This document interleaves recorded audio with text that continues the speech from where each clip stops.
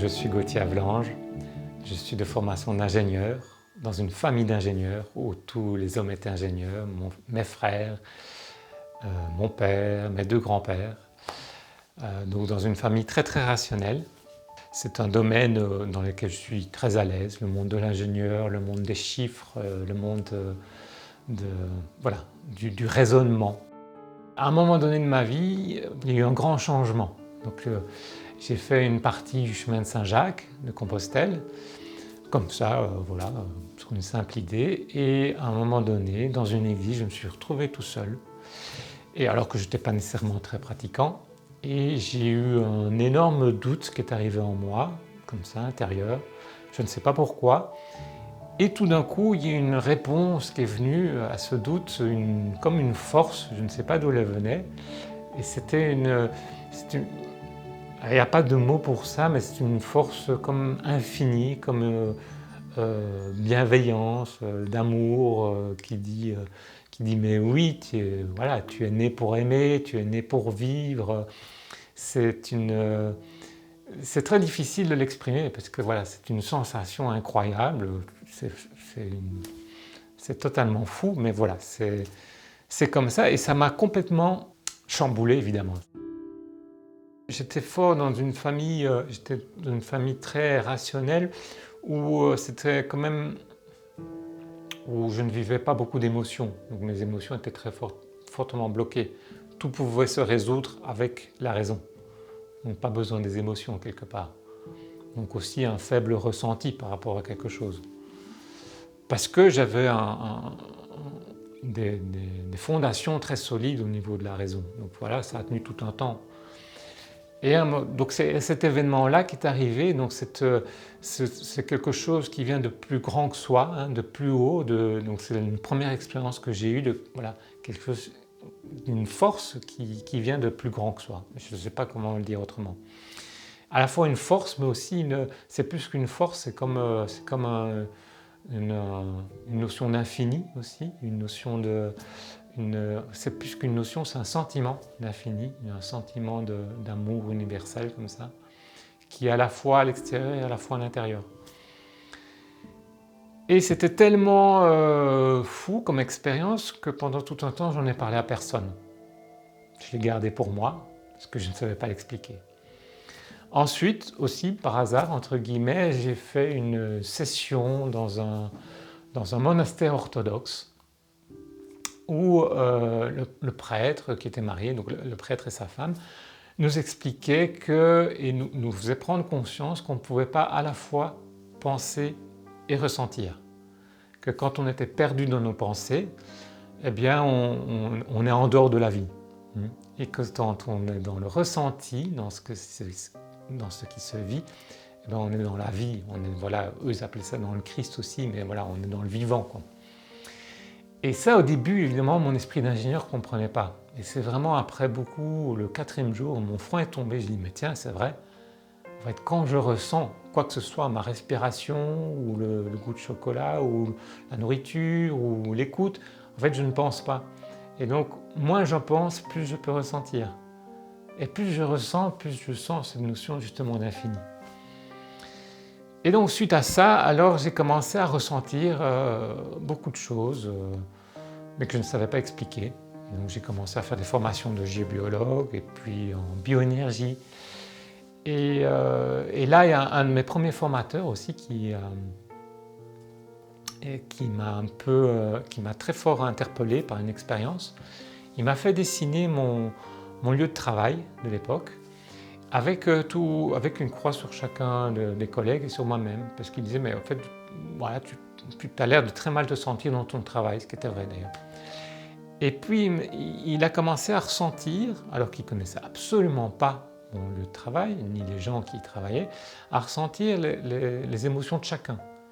Et tout était juste. Et sauf pour une personne où il a dit, tiens, cette personne-là, je ne sais pas pourquoi elle ressent quelque chose au cœur de très fort, une angoisse très forte. Et là, ça ne me disait rien. Donc je me dis, ok, il a 9 sur 10, c'était déjà très très impressionnant. Et évidemment, là, mon esprit d'ingénieur en prenait un coup, parce que c'était factuel, il y avait quelqu'un qui ressentait à distance quelque chose qu'il ne connaissait pas. donc qui avait accès à ce champ d'information, qui avait accès voilà, à ça et qui pouvait l'exprimer et qui était juste et pertinent. Et puis après cette formation, donc, je suis revenu à mon lieu de travail et j'étais quand même curieux.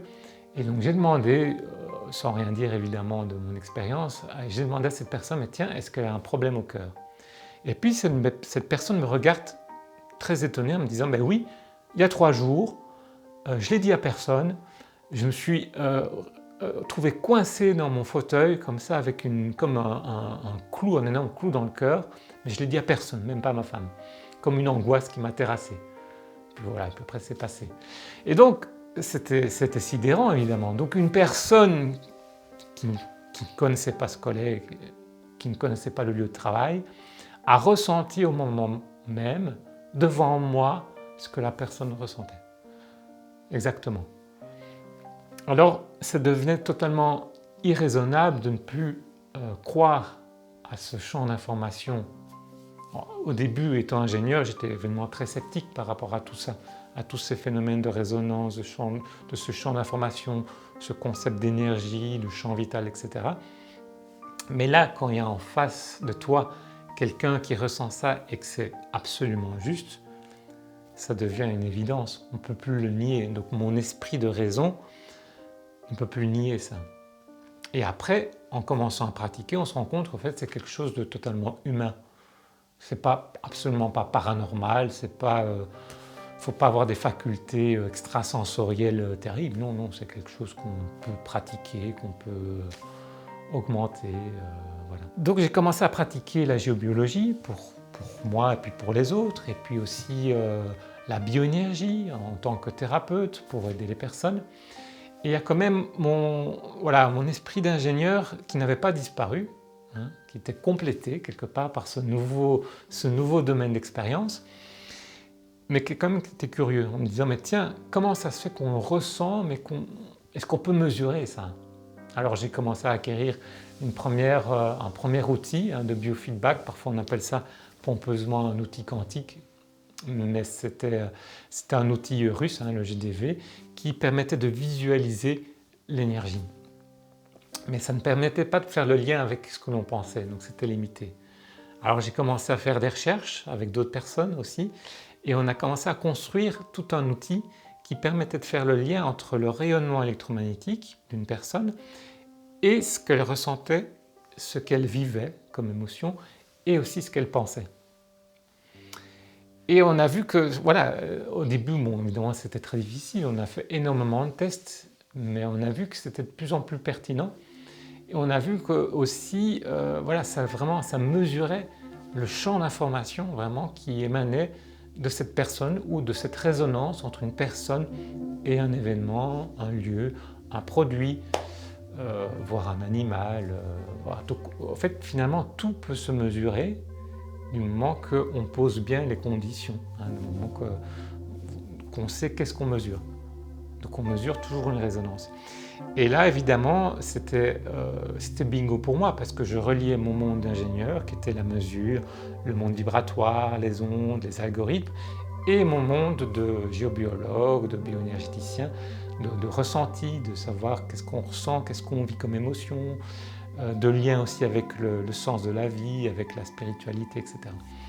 Et donc en combinant les deux, on peut vraiment avoir quelque chose de très puissant, parce qu'on peut mettre, on peut mettre d'accord le mental et le ressenti, le mental, ou alors le mental rationnel et le mental intuitif, comme on parle parfois.